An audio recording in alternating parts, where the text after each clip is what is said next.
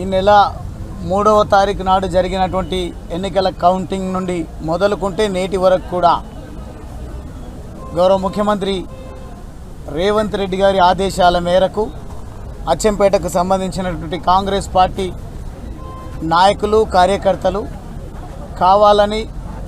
దాడులు చేయాలని భౌతిక దాడులతో పాటు ఎన్నికల బహిరంగ సభకు ముఖ్య అతిథిగా విచ్చేసినప్పుడు రేవంత్ రెడ్డి గారు బొందబెట్టాలి చంపాలి అని వారు ఇచ్చినటువంటి పిలుపును ఈరోజు కాంగ్రెస్ పార్టీ శ్రేణులందరూ కూడా కావాలని మాకు ముఖ్యమంత్రి గారు ఉన్నారనే ఒక అహంకారంతోన ప్రజాస్వామ్యాన్ని కూనీ చేసే పద్ధతిలో నేను నా సతీమణి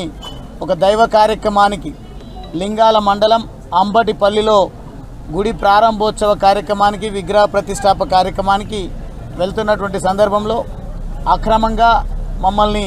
నన్ను నాతో పాటు నా సతీమణిని అదేవిధంగా కల్వకుర్తి మున్సిపల్ చైర్మన్ సత్యం గారిని అదేవిధంగా మా పార్టీ నాయకులను అందరినీ కూడా ఈరోజు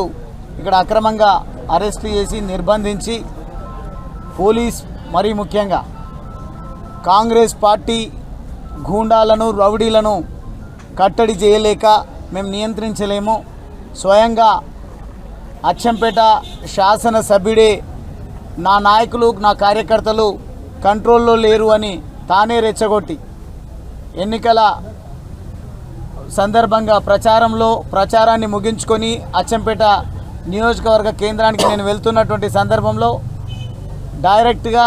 ప్రస్తుత శాసనసభ్యుడు నా పైన రాళ్లతో దాడి చేసి తన గూండాలను రౌడీలను వెంట తెచ్చుకొని రాత్రి 10:30 గంటలకు నా పైన దాడి చేయడం జరిగింది. ప్రస్తుత ముఖ్యమంత్రి రేవంత్ రెడ్డి గారేమో ఎన్నికల బహిరంగ సభకు వచ్చి బొందబెట్టండి అని పిలుపునియడం, అదేవిధంగా కాంగ్రెస్ పార్టీ శాసనసభ్యుడు తానే స్వయంగా అభ్యర్థిగా ఉన్నప్పుడు దాడికి పూనుకోవడం, నేను హాస్పిటల్లో అడ్మిట్ అయి ఉన్నప్పుడు ఓ డ్రామాగా చిత్రీకరించేటువంటి ప్రయత్నం చేయడం, ఇవన్నీ కూడా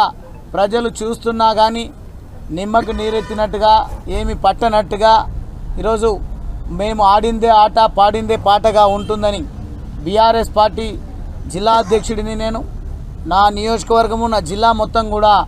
మా శ్రేణులకు ధైర్యాన్ని ఇవ్వాల్సిన నన్నే దాడి చేసి కుంగదీసినట్టయితే ఇక్కడ బీఆర్ఎస్ పార్టీని భూస్థాపితం చేయొచ్చు అనే ఒక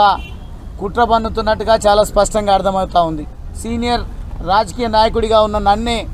ఈరోజు అంతమొందించాలి, భయభ్రాంతులకు గురి చేసి ప్రజల్లో తిరగనివ్వకుండా చూడాలి, తద్వారా రాబోయేటువంటి స్థానిక సంస్థల ఎన్నికల్లో అదే మాదిరిగా ఎంపీ ఎన్నికల్లో మేమే గెలుపొందించు అని